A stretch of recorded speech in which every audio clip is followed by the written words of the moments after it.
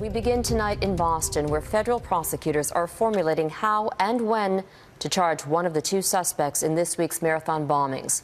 A special law will allow an elite group of interrogators to question 19-year-old Johar Tsarnaev, who was captured on Friday night.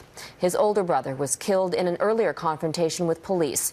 We're learning that one of the brothers may have caught the attention of the FBI back in 2011. We'll get to that in a moment, but we begin with Global National's Jennifer Tryon, once again in Boston tonight. Jen? Hi, Robin. The suspect is here at this downtown Boston hospital, still in serious condition. Federal prosecutors have been here all day and all night deciding what charges to lay. Of course, on the table, terror, first-degree murder. And if those are laid federally, that will carry the death penalty. And those charges can't come soon enough if it's any indication of what happened in Boston last night. Let's go, Boston! Call it a rejoice for justice. USA! USA! A gratitude for perseverance. Oh, this is like a celebration of the tension today. The 24-hour manhunt, 12 hours in citywide lockdown, and 5 days of terror.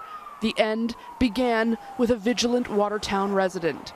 Just as the lockdown lifted, noticed something strange, a stain and tear on the cover of his boat. He looks inside just under the tarp, sees a small pool of blood. At that point, he saw something hunched down toward the forward of the boat, and his mind instantly did the right thing. He didn't try to be a hero. He didn't yell. Inside, the most wanted man in the United States.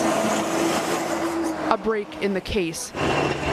Using infrared heat detectors from a helicopter, the FBI confirmed the suspect, 19-year-old Johar Tsarnaev, was hiding inside the boat. Next, a hail of gunfire, 200 rounds exchanged. The suspect, seriously wounded, reportedly weak from blood loss, finally apprehended. Because of their determined efforts, we've closed an important chapter in this tragedy. The manhunt over. Good times! Elation as the man in the white hat went from wanted to captured. And we're waiting to hear whether Johar Tsarnaev will be charged while in hospital. Despite his condition, we're hearing he may even be arraigned as soon as he's mobile. Robin.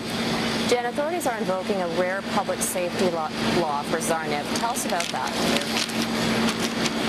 Well, in the United States, when you're arrested, you're read your Miranda rights. You'll recognize it. Like, you have the right to remain silent. You have the right to an attorney.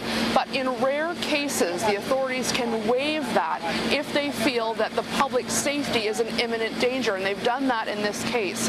Many might say, well, what does that matter? Well, what it means is that they can bring in a group of highly trained interrogators to question him. The idea being trying to get as much information out of him, not just to secure a conviction, but to gather as much terror intelligence while they can. Robin. Jennifer Tryon in Boston tonight. Thanks, Jen.